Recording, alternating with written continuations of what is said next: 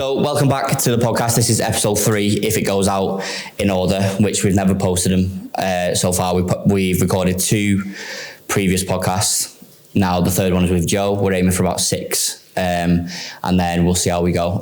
So if this comes out in order, it's episode 3. We've got Mr. Joe Dunworth, who we're going to introduce in a second. Just to give you a bit of context, with these podcasts, there's no script. I've just said it about 5 times already off camera.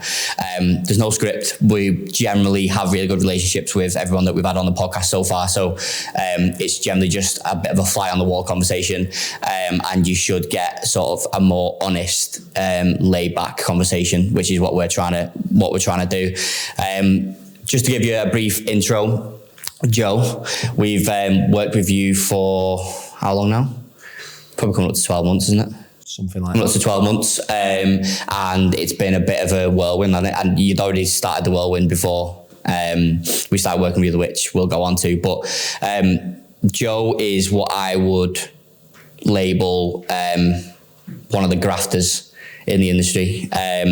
One of the coaches that really wants to have impact, build a business for the long term, which obviously for us working with clients, that's one of the number one goals, to work with clients that really want to have impact and are here for the long term, because obviously from a selfish point of view, it's better for us revenue wise, it's better for us retention wise, but also we tend to find that the clients and the coaches that we work with that are like that, we tend to have a much better impact together and a much better journey and relationship together, which I think you've been a perfect example of that. So thank you for that to begin with.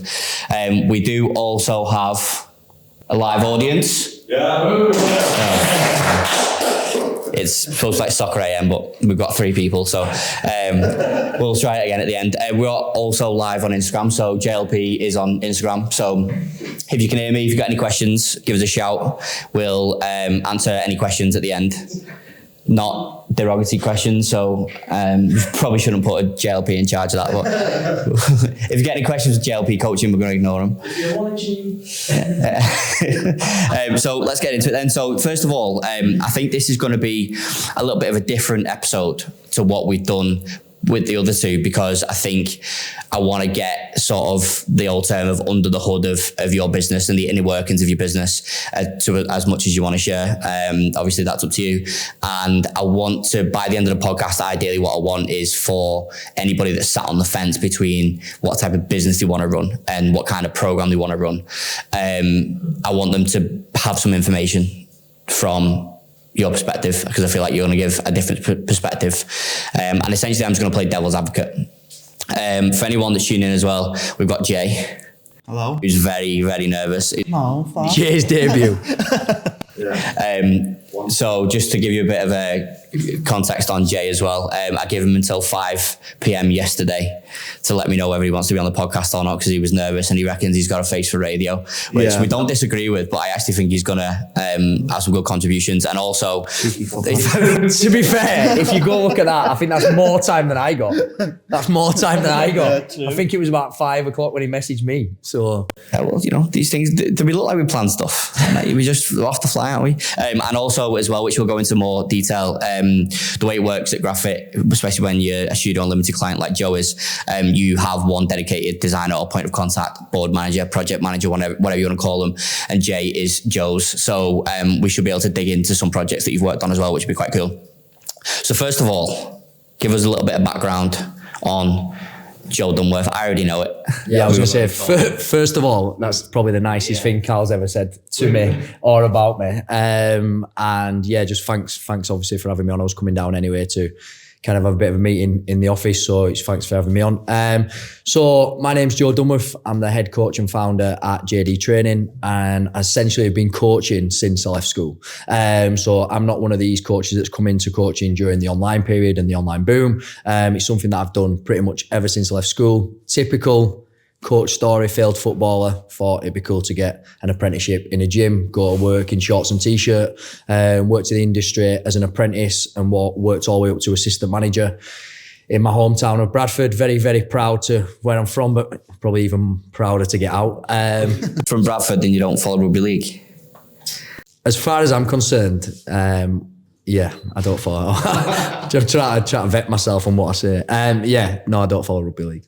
I don't follow rugby. I probably had no respect for rugby players until I got into strength and conditioning at university. Okay. As far as I was concerned, it was the people that couldn't play football. But broad statement, be where we're located. But so we're not off to a good start. We need to, I'm joking. I interrupted. Carry on. Yeah, so did a 3-year apprenticeship scheme in a gym, worked all the way up to assistant manager, was frustrated that there wasn't probably as much opportunities and as much money as I thought in the industry. And at that point kind of went back to college, went to university, did 3 years at university studying sports therapy, thinking I'll go into a sports physio. And essentially all I did is upskill myself and upskill my PT knowledge. Didn't like the on the plim stuff and the massage, but really liked the late rehab stuff. And from that point went into working for the university, went into coaching, one-to-one coaching, group coaching, strength conditioning, done a little bit of strength conditioning for some rugby league clubs up in Cumbria, and then essentially stumbled on online probably 18 months ago now. 18 months ago. That's what I'm sure you can say. It wasn't exactly an easy road before that 18-month period, but that's probably where the whirlwind started for you, isn't it? So talk us a little bit, because I think you already mentioned there about sort of like there's this sort of, I guess, split in the industry of coaches that have come in during the online, so they don't really know much before that. Yeah. And then there's coaches that I think tend to take quite a lot of pride in the fact that they've done years and years on the gym floor. And in previous episodes, we talked a lot about the differences and the pros and cons and things like that. So that we'll dig into that a little bit. But tell us a little bit about sort of you situationally when you got to the start of that 18-month period, so 18 months ago, when you brought the online in. Talk to us a little bit of why you did it. What were your initial thoughts? What was the goal? Yeah, so essentially, I went in on my own business around 2.5 years ago. So I'd kind of moved to Cumbria. We'd had my firstborn. We was moving to Cumbria so she could be brought up in Cumbria. It's where we wanted to bring her up. But in doing so, I took a huge pay cut. So when I got up there, it was probably a lot less risky to start my own business. So I started PTing, built up a really big client base, got some really good results in the local area, soon became the go-to person in South Cumbria for results. And that's essentially where the change started to happen, working for myself, gave up my job. In and amongst that, like I said, got quite a big following in the local area, but still at this point was just doing social proof. I wasn't trying to go on Instagram. I never even showed my face on Instagram. Probably people recognised my logo before they knew who I was. There's no way you didn't show your face on Instagram. Mate, I promise. People probably don't believe it now, but I promise you. So yeah, it was just social proof. Built up a really good reputation, and then just out of the blue, someone got in touch with me with regards doing a program with me.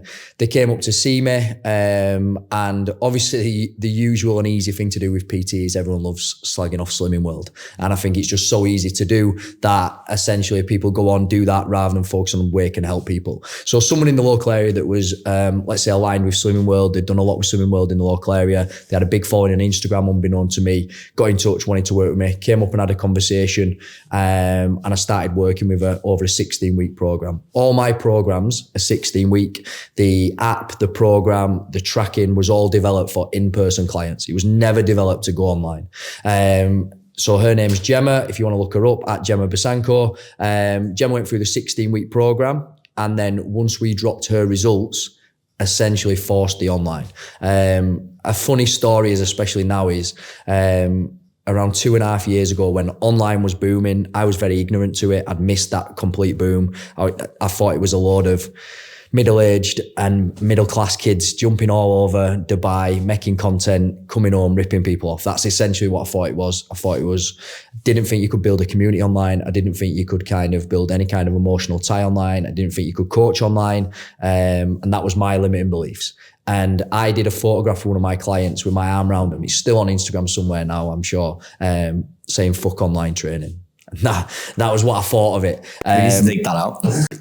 Yeah, and I've not took it off, so it will be there somewhere. But yeah, looking back now, very, very naive. My limiting beliefs massively. But when Gemma's transformation dropped, it essentially things just blew up. And it was like, obviously you could say it's like an 18-year overnight success. I've been in the industry 18 years, but it was like at that point, everything changed with regards online. I went from having, say, 20 clients online doing a program with great structure, great support because it was already in place for my in-person clients, to suddenly doing maybe 150 clients that next intake. And that was a big change, and a lot had to change for me and a lot had to change within the business as well. But that was the start of the 18 months going into that whirlwind year. Cool. And what were your initial thoughts when you first got into it?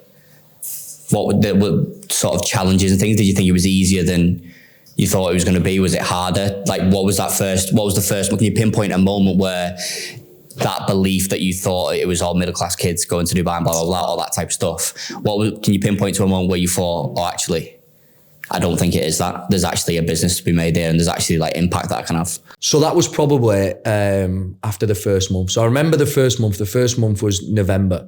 And I kind of had the conversation with my partner. We was like, we can either go to Dubai on a family holiday, or we can knuckle down and build a business out of this and think about retention, think about that client journey. But to be honest, my initial thought was pressure, because I am quite a moral person. I'd worked with Gemma for 16 weeks at this stage. We built up a really good friendship. I was obviously piggybacking off the back of her audience. And from that point, I didn't want to let her down, because essentially, as you well know, it's about, do you know, like, or trust the person? People know, like, and trust her. And from her audience, they've come across to me and bought straight into me. A very low price point my ad, but they bought straight into me. And my first thought was pressure, to be honest. It was like, I didn't want to let her down and I'm going to have to figure this out real quick, and started looking around for help. I think one of the things with coaches, I know we discuss it a lot, is sometimes they're not open to asking for help. Sometimes they've got a bit of an ego. And for me, it was the opposite. It was like, I've had this boom. I want to deliver the best service possible. And I believe I need help to do so, even though the coaching came easier, but it was the online aspect that I thought I needed. One thing I want to dig into, actually, because we'll go into price point, because I think that's going to be an important factor into, we want to talk about obviously high ticket, low ticket and things like that. But you mentioned Gemma as well, which we've spoke about Gemma, and I know that she is your right-hand woman, and she helps you a lot, and obviously your partner's in the business as well. There's always a conversation around whether you should bring people out of your community, or like, really successful clients into a client success role, whatever you want to call it. What was your take on that? Because that's what you did, isn't it? You took a really successful client. Yeah. So I've got two. So essentially one of my major client success is a client that I have worked with prior to coaching her, and then coached her for 5 years. Unbelievable transformation. Essentially not what you would expect from a client success with regards. She's not one of these people that's going to be jumping all over tech, making reels, etc. But I know she genuinely cares. I know she's been through the process, understands the process, and definitely knows how to support someone through that process.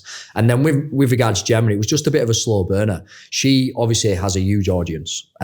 She has a huge audience. She has a very leveraged audience that have bought into her, and have obviously some of them which have come over and bought into me. And it's the same as doing business with you guys, same as I do business with anyone. It was a trust element. And because she was smart as well, I'm not scared to admit it, there's an ego side to everything in there. So essentially you bring in someone in who's potentially smarter than you in a certain area. And that takes a lot of adjusting. So it was probably something I had to do mindset wise and work with mentors to kind of get my head around. But over the time of working with her, still coaching now, and like I say, she's come on board to help with the one-to-one side. You just build that trust over time. You kind of see what each other's about. We never officially actually had a conversation with it. People always say, because obviously she's an influencer, whatever you want to call her, I bet she was a pain in the ass to coach, and she wasn't. She did exactly what I said, regardless. People always said, how did you reach out? I was like, I didn't. She paid for coaching, same as everybody else. The online wasn't really a thing then. Yes, we supported her online when she wasn't there, like I would any other client, because I already had the app.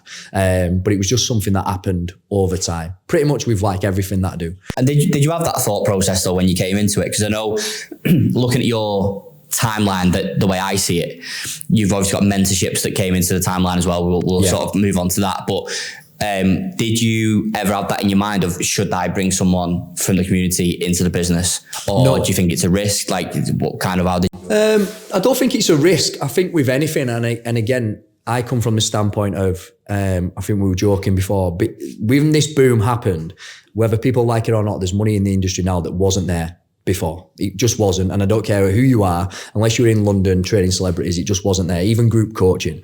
So when that comes in, I was lucky in the fact that I'd already had kids. I was a little bit older, a little bit more sensible. So it was always a matter of protecting the business at first, trying to grow the business, give the best service possible, and then reassess. So I was never quick to bring someone in. I took myself, like I do always, I'm close to it again. I set myself to breaking point doing everything and then go, right, where do I kind of, essentially exactly the same as I did with you, exactly the same with regards Jay. And that's what I do. So no, it was never a thought. It was just the fact that, let's say November was a good intake, December was a good intake, January, February. And then what happened in February was the November group started going, when can we get phase 2? And I was like, well, there's not really a phase 2. There wasn't a phase 1. So then you're building it on the fly, you're developing. And then you're like, once you get to that point where there's a lot of limiting beliefs about bringing someone in, but once you get to that point is, do you want an answer now or do you want to wait 3 days? Is kind of the question you got to ask yourself. And if a client is paying for a premium service and then working with you one-to-one, there's definitely thought process around, then it should be you. Any coaching, just off the back of saying we do with you with a Trello board, any coaching around training and nutrition still comes through to me for every single client I've got. And we've got over 500 clients. It's still a hefty job, but anything that's yes, no, support, tech, can go to someone else that's working within the business. So there is definitely limiting beliefs. How will clients react to it and stuff like that? But I think if you want to grow, it's kind of forced evolution. Yeah. Well, we'll dig into the business then, because I think one of the main aims of this podcast really is to bring people on that have strong opinions and strong morals on certain things, that enables us to basically answer questions or provide information to listeners for coaches, online coaches across the world. And I'd like to think that when these episodes are released, because they've not been released yet, that there's going to be listeners that are going to be in two minds about something. I don't know what it might be. It might be between high ticket and low ticket. It might be between, like we just talked about, taking a member out of your community and making them turn into a member of staff, whatever it might be. And we're trying to give opinions to give them information to go, oh, I didn't think about it like that. Or I want to take it a bit further. Or maybe it's just the next level of education for them. So give us a quick overview so we can paint a picture for the audience of what your business looks like, the offers that you've got, the services that you've got, how they work, what the deliverables are, price point, if you want to go into price point. Give us a run through. Yeah, so originally it was just low ticket. And the reason for that is there was no planned release. I'd never intended to be an online coach. It was just a matter of fact of, this is what I was offering. My partner had come into the business at this point, and I was like, if I sell 5 programs at £200, it'll pay her wages. That's all I was thinking. Everyone knows £990 plus dividends. So I'll bring her in, pay her salary. It makes my home life easier with regards to kids, gives her a little bit of peace of mind. She's not running around, and allows me to work as much as possible because I know the kids are taken care of rather than me having to step in when she's at work. So originally there was no thought around price point at all. And I think that was a good thing. I think for me, it was, you don't overthink it, you don't underthink it, you just kind of do. And I think a lot of the things I do in business are very much that. I force myself into a position and then work it out from there. So I think for me, that price point wasn't an issue. And it depends on how you're selling. For me, I'm very moral. So it was like, if I'm not delivering a one-to-one service, I'm not going to charge one-to-one prices. And I think that's something that can be obviously lost within the industry. It comes down to opinion. What do people need? Do they need a group service? Do they not? So there was no real thought process. The product was there, and then I got an influx of clients. I couldn't have changed the price if I wanted to, and I eventually went on to change it to 275, and it now sits at 325. But again, it comes down to the deliverables. It depends on how much you're investing, both financially and also from a time perspective. So for me, if I'm going to still step in and answer all the training clients, all the nutrition clients, if they're going to get monthly resources, they're going to get a members hub. Once I went round and sat with other mentors, once I went round and sat with other online coaches, it gave me more confidence in the product that I was selling. I was essentially selling a product at a very low price that was very similar to a high ticket. So then I went away with enough confidence to go back to mine and go, well, this is how much I think it's worth. And I think we found the sweet spot with regards to group coaching, the one-to-one, something that kind of I'm working out now as we go.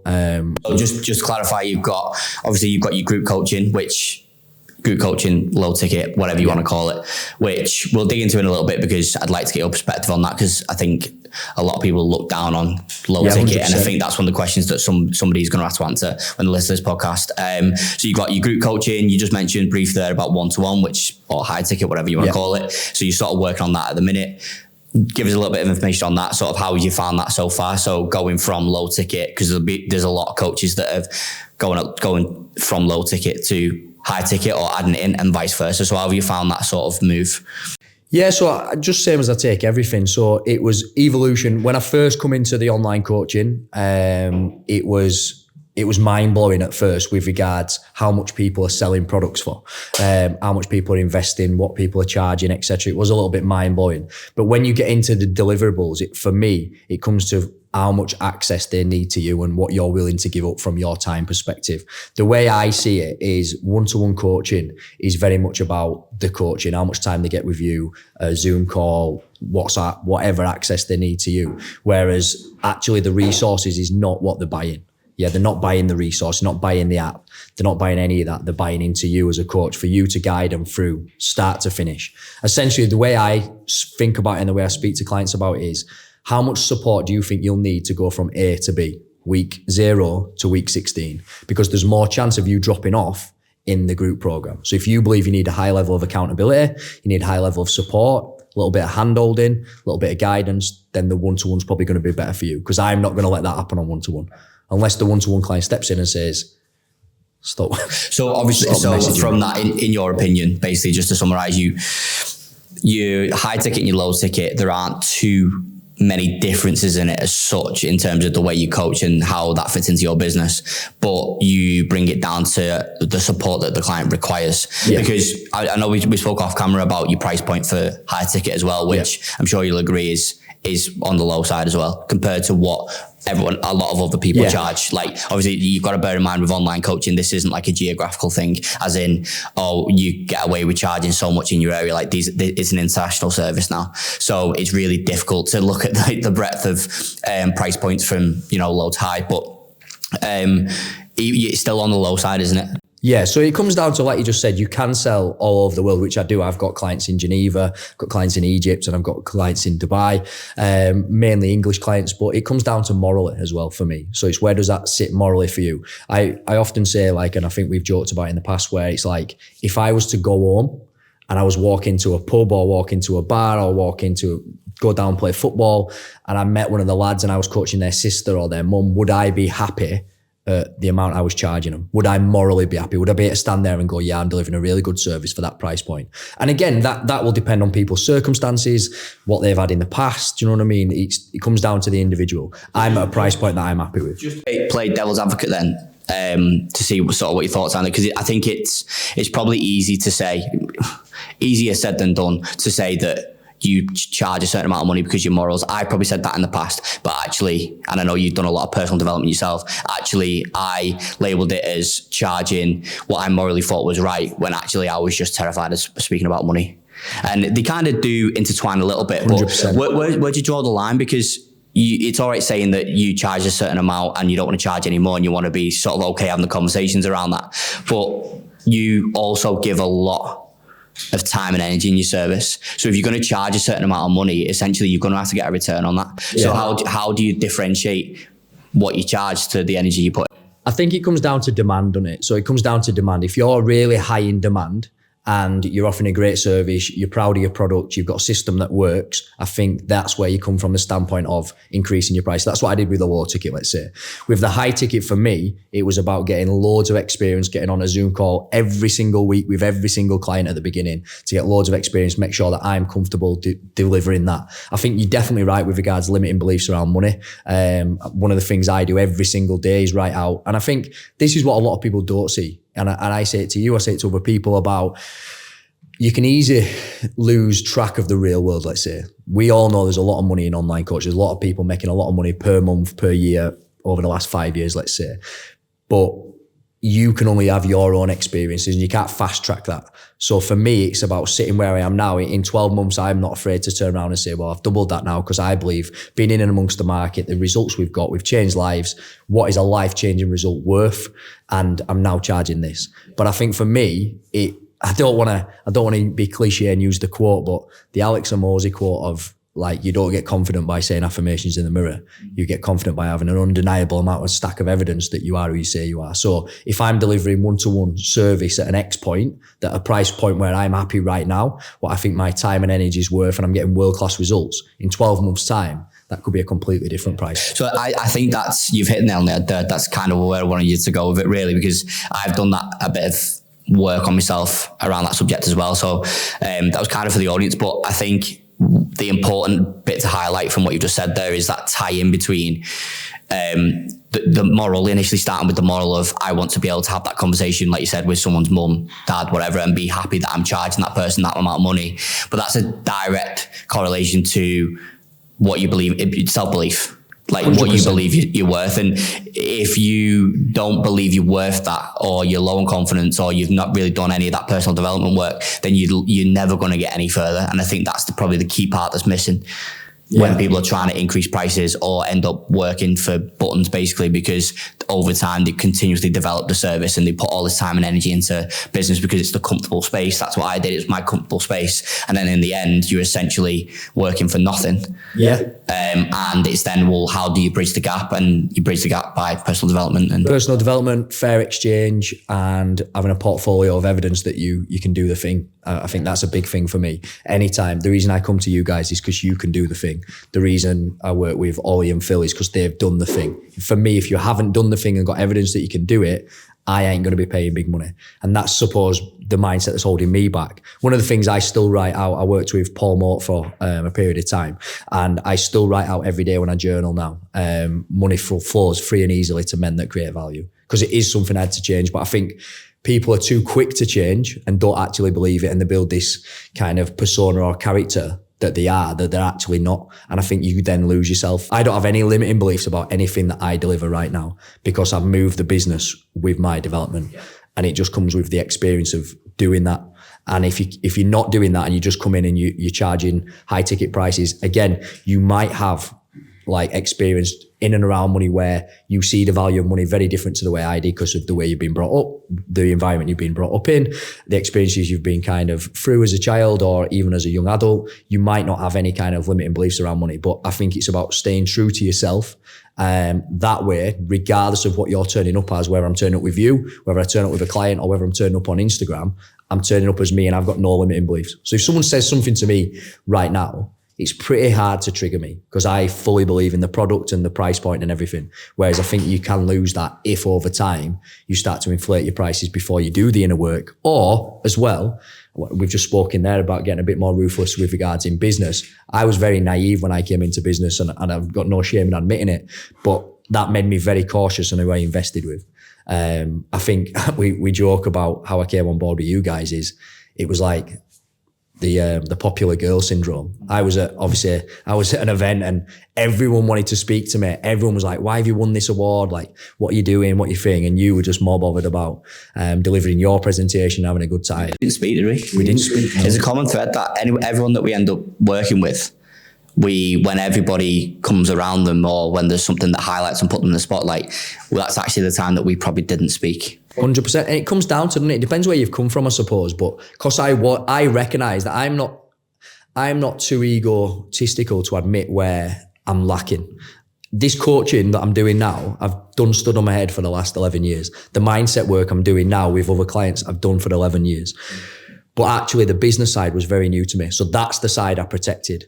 And I think if you've got them limiting beliefs, same as taking on people from within your community, again, it's a safety net. You're taking on people that you know, like, and trust. They've been through the thing that you are. They know your tonality and you're happy to plug them into your business. And I would rather do that, which I have with all my team, my nutritionist, everyone, is people that I already knew.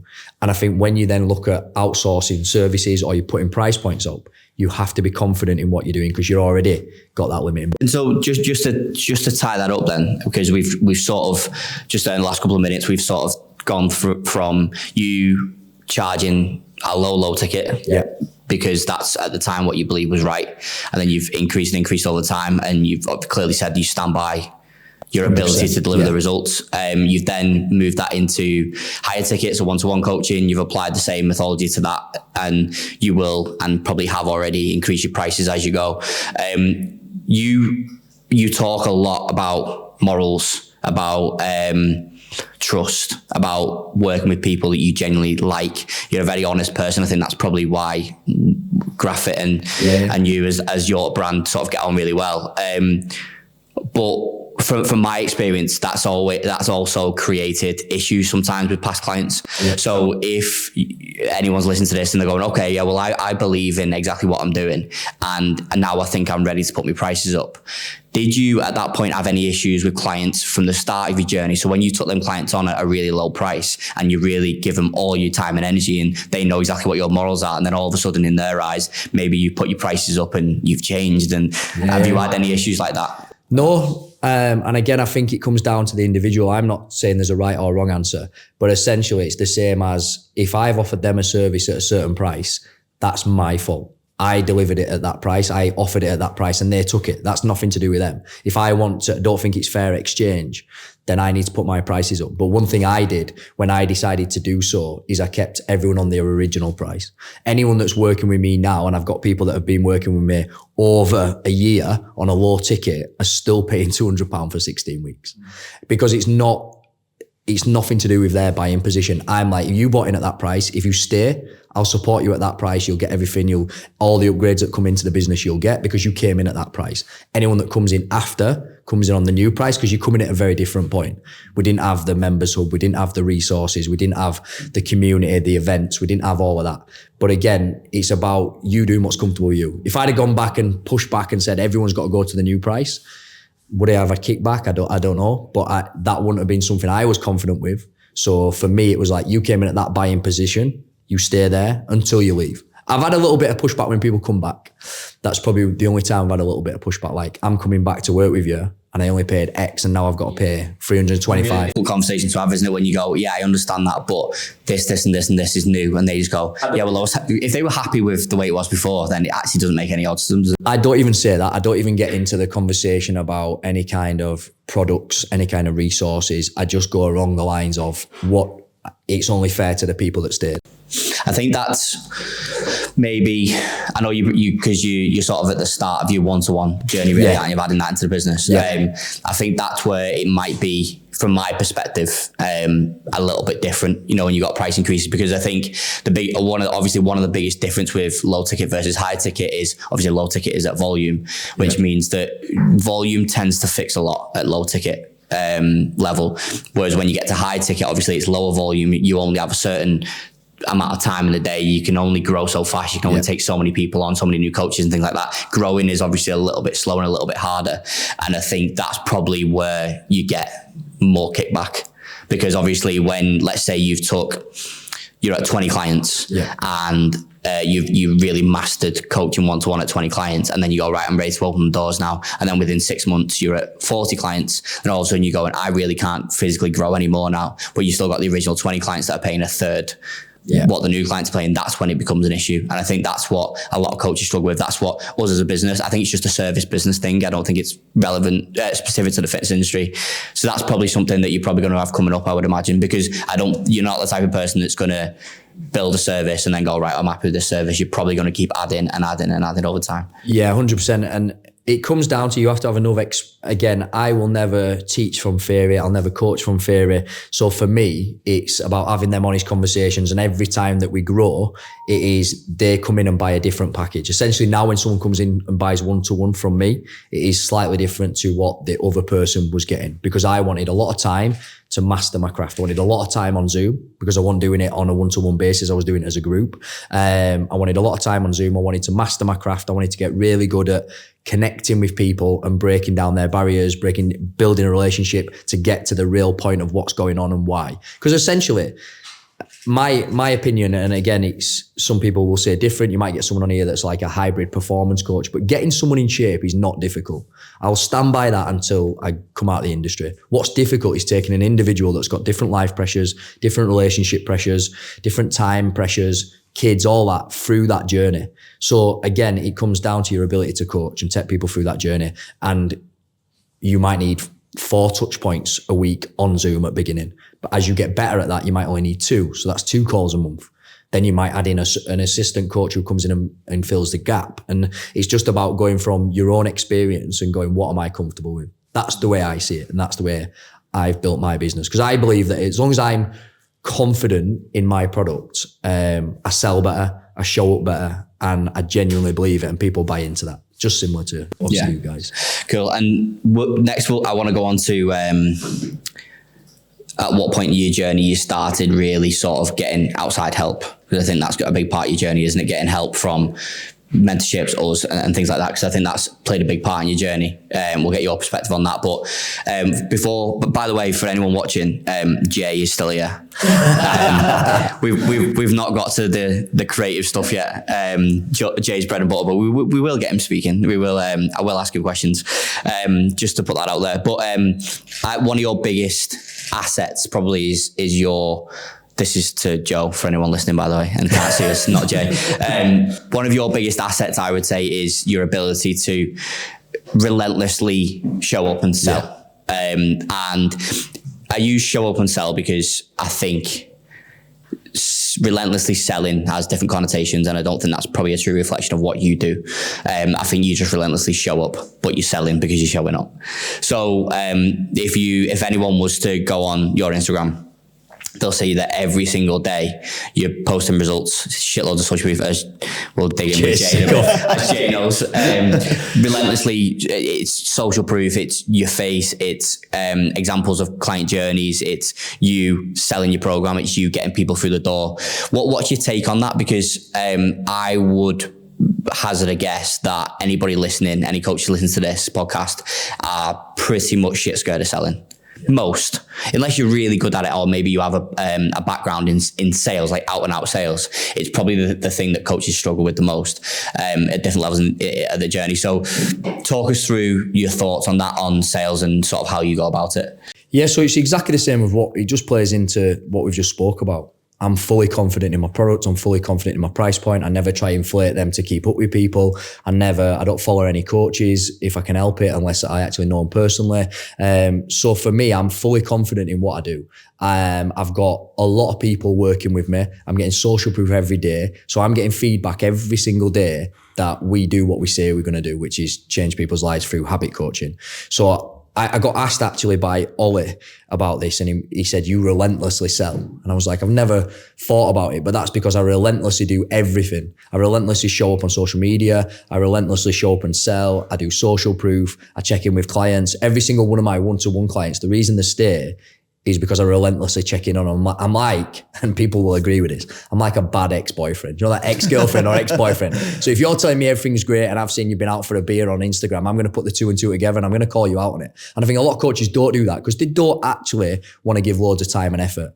I'm right now in a process of my life where I'm looking to build the best business I can. So that's all I do. So what do you think, if you could put it down to maybe one or two things, what would you say gives you the ability to be relentless, whether it's in selling, whether it's in showing up? What really gives you that? Caffeine. Caffeine. I think, caffeine being one. A couple of things. I've been in the industry a long time and it's life-changing results for me as well. It's a life-changing business. It's life-changing financially. And I think if you can't show up for that, what are you going to show up for? Like, I pride myself on being the example, whether that be to my kids, to my parents, to my community, my clients, to the industry. Pardon? Your wife. I'm not married, Cal. Just in case. I'm not married. But yeah, so exactly, yeah. Yeah. Girlfriend with 4 kids. So exactly that, yeah. And I pride myself on that.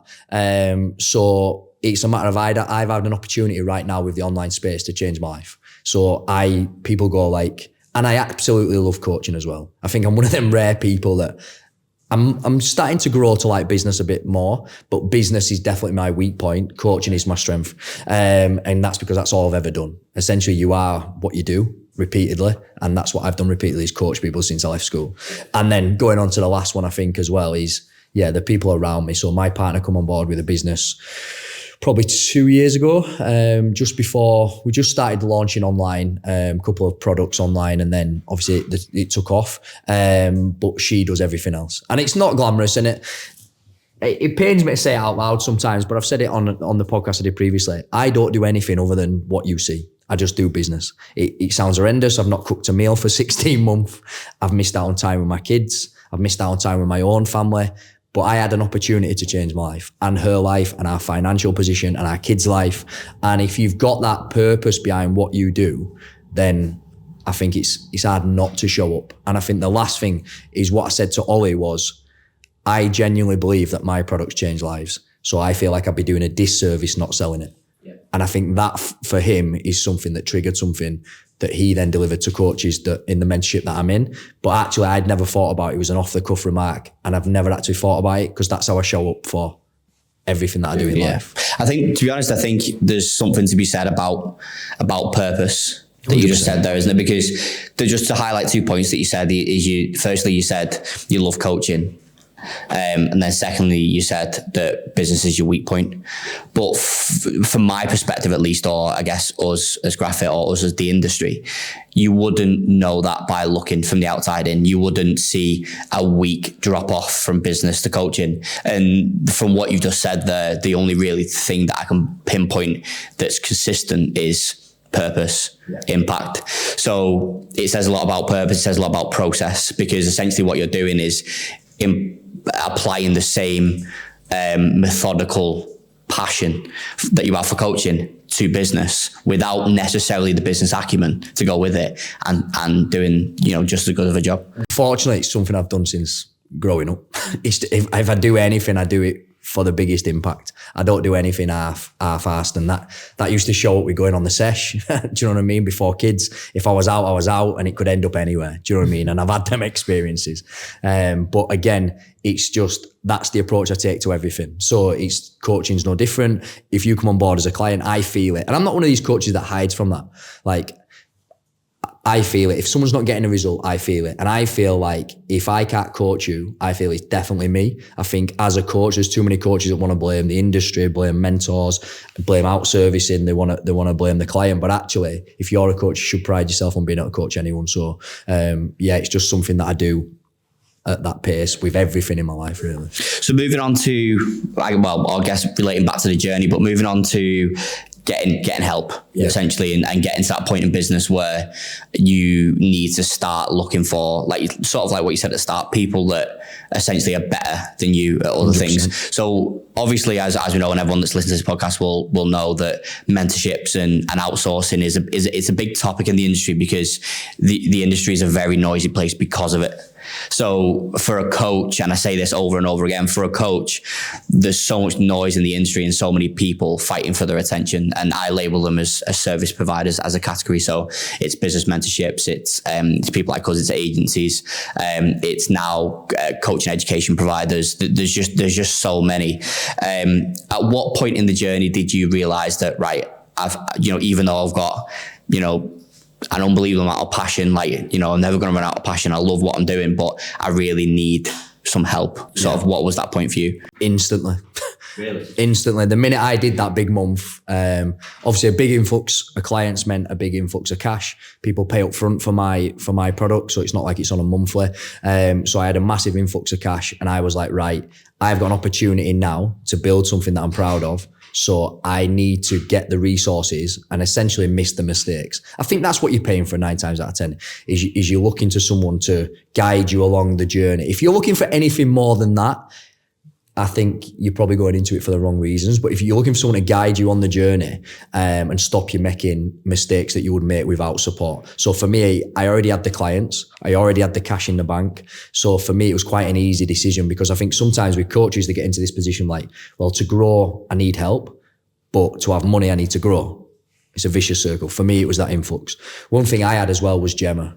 So as I was coaching Gemma, what I found was, obviously she's worked online before. She works for an international spa brand. She had a lot of experience and a lot of skills that I didn't have. So just same as when I come down here, half the time we don't talk about graphics. I'm just trying to pick your brains. What do you think the industry's doing? Where's it going? How can you help me? Blah, blah, blah. Where do you think I'm weak? And that's what I did with Gemma. So I'm coaching her through a fitness journey, I'm just literally like a sponge, just taking information off her. So once it boomed, I had a bit of a better idea about Instagram and social media and delivering a service. Might not be the same, but delivering a service. Then the big month happened and I started seeking help. it's a very, very noisy place. I buy off trust. I'd like to think I'm pretty streetwise, so I buy off how people show up and stuff. I won't go into names, but there obviously is a lot of noise, if that's what you want to call it. There's a lot of noise and there's a lot of services out there that I would say don't deliver. And it was just try to seek out the help that I needed. So on that then, because I didn't want to interrupt you, but there's a point that I really want to go back to, and you've just tied it in perfectly. So just a couple of seconds ago, you said about going into it for the wrong reasons, about essentially going into a mentorship or getting help, let's say, but going into it for the wrong reasons. And then you just mentioned as well, other service providers, mentorships, whatever it might be, that I haven't delivered, in your experience, haven't delivered on what they promised. So first of all, going back to them reasons, them wrong reasons, what would you say are a couple of examples of that? If you were seeing a coach going to a mentorship or looking for a mentorship that was doing it for the wrong reasons, what does that look like to you? So for me, that's someone that doesn't have motivation, don't want to show up, doesn't have drive and doesn't have purpose.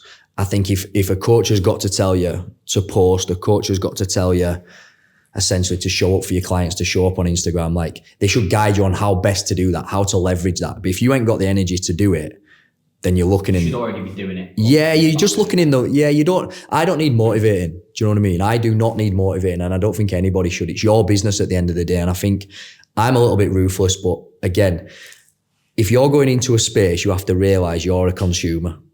Yeah. So you have to realize you're a consumer, you're going in, you're buying. Does that individual want you to succeed? Probably, yeah, because they want the next success story potentially, or potentially they just want to help people. But actually, you've got to be very savvy with regards its business. Again, that might be the way I've been brought up. It might be my experience as a kid, where I was brought up. But for me, I felt like I was going into a world that, I'll be honest, I felt it was a bit of a dirty world, to be honest. I've had nothing but great experiences. I've worked with 3 people. I've worked with Paul Mort, I've worked with Ollie Carson, and then I've worked with Phil Graham. So I've had 3 really good experiences, really high level, and I've took something from all of them. And I still take something from Ollie and Phil. And I don't think it has to be a this or that. I think you can take a bit from both, as long as you're being respectful with content and stuff like that. And I think it's just a matter of, I don't need motivating, but I do need guidance. So if you're going into it and you're just looking to get someone to come and set your business up for you, plug and play, you're in it for the wrong reasons. But so just to dig into that then, what you obviously don't have to mention names, but what does a bad experience look like for you? So for anybody that's out in the market now to work with mentors, because I think this is a really important topic, what did your bad experiences look like? I didn't have any. I've not had any bad experiences. I've jumped on a couple of calls with a couple of mentors and just didn't like the vibe from the off. What were the red flags?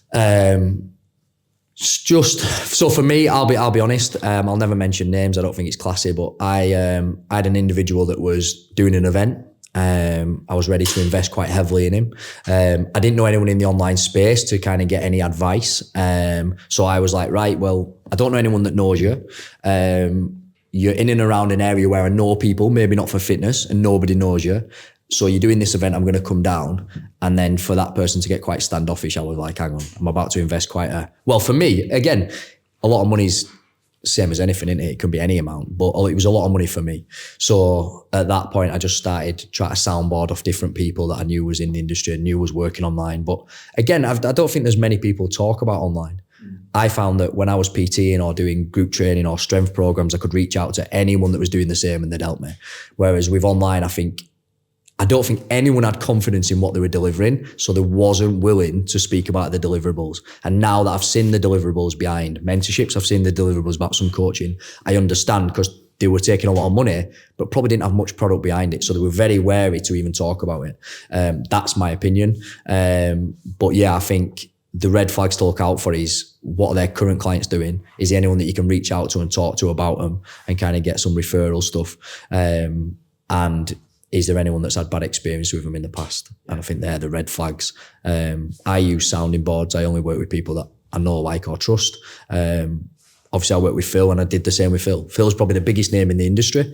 I think when he comes and talks to people, it can be a bit overwhelming for people. He's been in the industry a long time. He's worked with a lot of the big coaches, but I still went away and did my due diligence on him. And so we'll go further into that then as well, because you're quite unique in the way that you have 2 business mentors. Yeah. You work with 2 business mentors, where everyone other than you pretty much would think that they need to pick one or the other. I'm trying to think of the best way to word it, but that's probably the best. They tend to, you're out in the market for a business mentor and you sort of feel like you've got to, maybe jump on a call with these people or reach out to them, and you've essentially got to whittle them down to one mentor that you want to work with. You've gone about it a little bit. And to be honest, I don't really have a set opinion on that. Like, I don't think there's a right or wrong way of doing it. The route you've gone down is to pick up 2 mentors at different times in your journey. Why did you do that? What was the reason for it? So it depends on how much you want to invest in yourself, doesn't it? So I want to be the best at what I do, whether that be coaching online, business as well, or even mentor to my kids. And I think that's on a deeper level, but I want to be the best at what I do. So I seeked out a mentor at the beginning because I had the investment to do so. The money kept coming, so I had the opportunity. That's one thing. I don't think it's something that you should go and do if you're not fulfilling on your client side. Like, if you haven't got, for me, I would have rather got a members hub.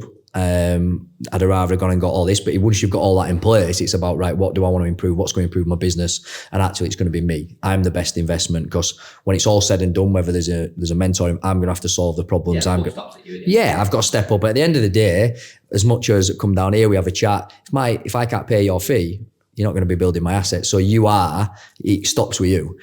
And then for me, it's all about growing. If you're in a mentorship and you become, let's say, I don't want to say one of the biggest, because I don't want to talk about numbers and I don't know what other people's numbers are, but you start to get a feeling that you're one of the high performers. You've got a choice, haven't you? You either stay there and play the high performer role, which I am not in the business of impressing other coaches.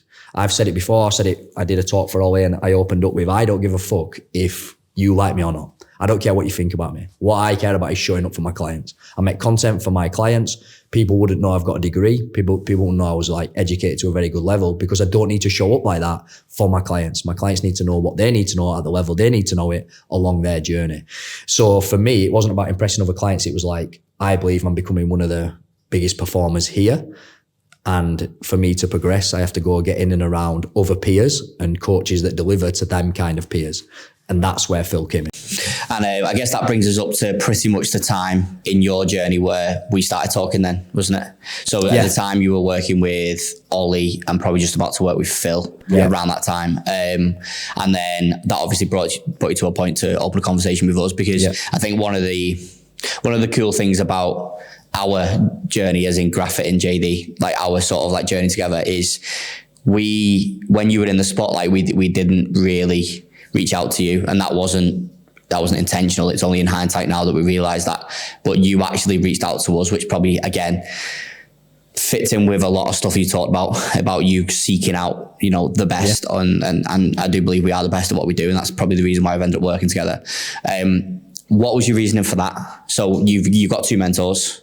Yeah. You're essentially improving what you've labelled as what you're weak at. Yeah.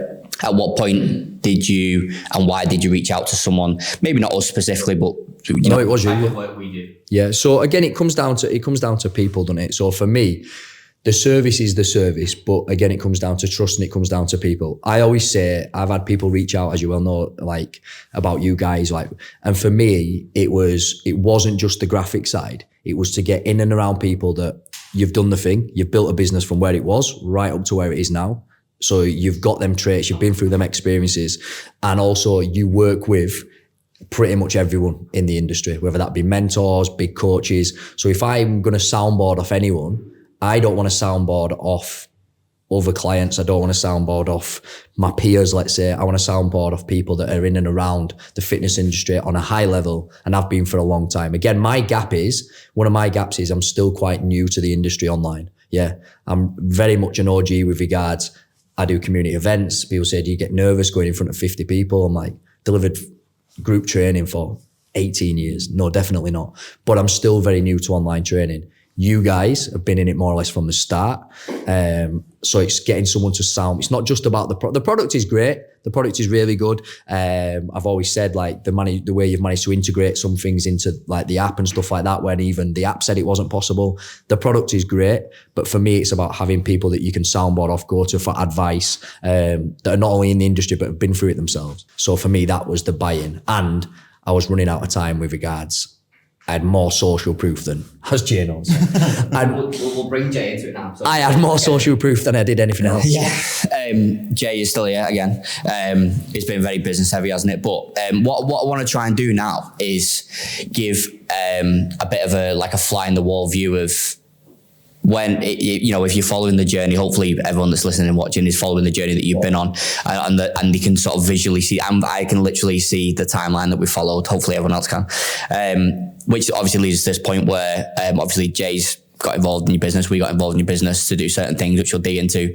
But what was your goal? So when you first started, when you seen basically what you had to work with, essentially the process starts with, right, Joe, what have you got now? What do you need? Where are the gaps? What were your thoughts? What did you want to achieve?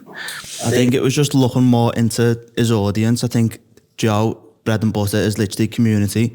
So I think it was merging the two together. So as you say, your social proof is literally daily, yeah. So I think it was coming up with how we can achieve that and get that out there to his audience as best displayed as possible. So I think your social proof is definitely up there with the maximum of whatever from anyone. Because you already had, probably a testament to, and it kind of backs up everything we talked about so far, but you already had essentially everything you needed, really. You needed more of it and you wanted to improve it. But you had already done a pretty solid job of getting things in place yourself. Like you were already using some systems to a certain level and things like that. So what did you want to achieve? Like at that point when we started working together, what was it that you wanted to get out of it? Same as goes back to this original story. I just wanted to be the best. So for me, I wanted to separate myself from other coaches. I think, as we all know, there is certain resources out there that you can maximise, but does it look and feel like an elite brand? And for that point, as you well know, as the money was coming in, I want it to look and feel like an elite brand. That's what I want. I want to be the best. So if I want to be the best, I want it to look and feel like the best. I want the client journey to feel good. I want the service, everything from even recently with the Birmingham event. People are like, why are you so anal about the way people sign up to an event? They're already clients. They don't really care. They just want to buy a ticket. And it's like, because I care. Because I care about how that looks, how that feels for them. It should feel premium. That's what I want, the experience. So that's exactly why I'd like to think I was showing up. I still show up now. I do 3 posts a day on Instagram. I don't know why people don't, because it's free. It's free. I think I've heard you say that before. Like it's mad when you think about it, isn't it? Everyone goes on about paid ads and obviously like boost posts and all that, but you can post every single day if you want, numerous times as I show, and it's one of the things I hold myself accountable to. I hold myself accountable to 2, but I try for 3. If you go back on my feed, there's literally every day there'll be two. Yeah. So I was already doing that, but again, I had no branding. So I wasn't using the same fonts. It didn't look the same. It wasn't aesthetically pleasing. It was probably a little bit messy with regards the message it was putting out as well. But again, I wasn't interested in that at the start. It was more like, this is what I do, this is what I offer, and these are the results that I give. Once you've mastered that, you can then move into the other stuff. Again, it ties into what you said a few times about you just believing in the product. What you do, like if the numbers, I say exactly the same as I say about Phil, and people obviously, I love Phil, and I think a lot of people respect him, and I think people put him on a massive pedestal, but it's hard not to. If you look, all roads lead back to Phil, whether that's because he's in it the longest, he's the best, whatever you want to believe. But I don't care what anyone says, all the roads lead back to Phil. Every mentor pretty much leads back to Phil. If you look at yourselves, any big coaches, they lead back to Graphfit. So it's like, if that's what you want to do and you want to be that person, success leaves clues, doesn't it? Yeah. If everyone's working with that person. And to be honest, I think it's only right that I just sort of like add a little point to that, because I completely agree with what you just said. I think when you're looking at or behaving your way to a certain example or inspiration, I think obviously you do follow the path and you go, well, what's helped them? And it's quite easy to go, well, I'm going to do the same thing. But I think it's important for maybe any service providers in the industry that are listening to this as well, which essentially us, it's really important to back yourself up then. I think the industry's tough. Like the demands on the coaches is really tough. Therefore, the demands on the service providers is really tough. We've got to work at some fucking pace to keep up. And I think I would always advise coaches doing what you've done. So follow the path and go, right, okay, well, where does it lead back to? But at the same time, don't just take that for granted. I think like you've done where you followed the path and you've gone, well, who are these people I need to work with? But you've also done your own research and asked your own questions to go, well, I've seen it happen, but is this actually for me? And it's that sort of unique point. It's the person, isn't it? So you know the product works, you know the brand works, but it's the person. And if you two can't build up a relationship, and that's what I've always said. One of the things that attracted me was I've seen yourself and Liam at various places. I've been to the gym with Liam. I've seen you guys in here, in and around your own staff. I've seen you at big mentorship meetings, and you're always the same, which for me is a great sign. But also, just to kind of play devil's advocate when you say like the industry's tough, I kind of disagree to a certain degree. It is tough, but define tough.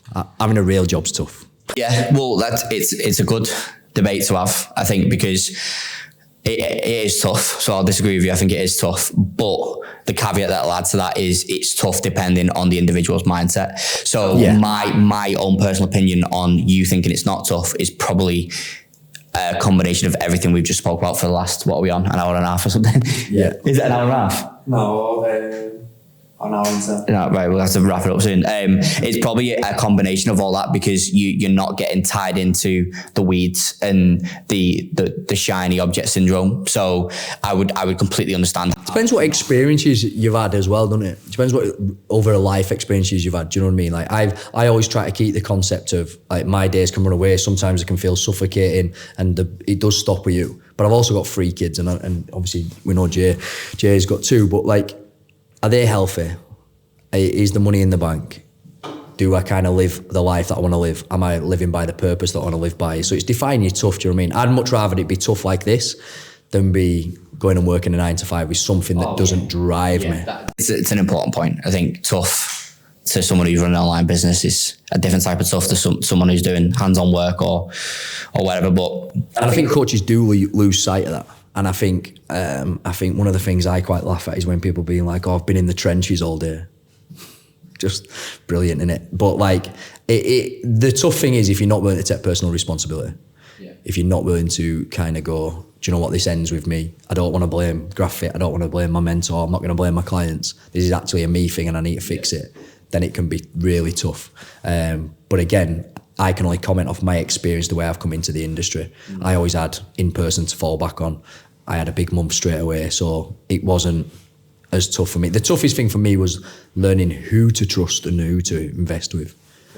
And so to tie it all up at the end then, we'll finish on one point. I want to get both your opinions on it, because you're going to give me 2 different perspectives, which I think is quite cool. So I think it's clear from this podcast, from everything that we talked about, and anyone that will be aware of you outside of this podcast as well. 2 things that really stand out that is probably your strongest point in your business is trust and community. So from a business standpoint, so I want you to give me the business perspective of what are the steps for a client to achieve that, for a coach to achieve that. And Jay, I want you to give me the second part of it, which is once you've achieved that in business, how would you portray it in a brand? So first of all, we'll go with you. It's like a little tag team. Yeah, so it's about putting the person at the center of everything that you do. So when I was developing the business online, when I was developing the program, it was all person-centered. It was never around, I never once thought of fulfillment. I never once thought of the stress it was going to put on me. I just put at the forefront of everything that I did is how will this feed back into a community? And then it's as the founder, kind of putting that emphasis on everything that you do and letting everything feed back into that. So for example, if I am delivering a topic to a client, I'll always ask them to feed back into the community. At that point, they're then going to get the feedback of everyone else. And I also believe that taking people through a syllabus of learning, which I think most people need, once everyone's been through that syllabus, they're always going to have something in common. So if you're in week 10 or someone's in week 52, they all know what week 4 looks like. So you've all got something in common right from the start. And that obviously builds a bond. So And once then, like I said before, once you've got that in business and you as the coach feel like you're consistently achieving that, Jay, how do you achieve that in a brand? How do you package it up? Because it's one thing having a real trustworthy business and a booming community, which is what every coach wants. But how do you portray it in a brand? Because they don't always come hand in hand, do they? No, they don't. And I think the big thing with you is that you're so transparent across business and community. So I think it's transferring that over into your brand to see how other people can see that too. So I think the way you are with your community is just, there's not many that do it like you out there. And I think that is your biggest part of your brand. So I think it's feeding that into everything that we do going forward. And how do you do that visually? I think it's just, I feel like your brand, to look at your brand, it's just you are your brand, and your community is what backs it up. And I think it's always touching in on the community. So it'd be like carousels, stuff like that. I think it's massive. The events probably play a big part in it as well, don't leave the branding side of the events. So I think the important part of it there, that like going off what Jay just said, is the addition of content as well. Yeah. Because it's really different. Like there's so many different sort of, I don't know, subcategories to digital and creative.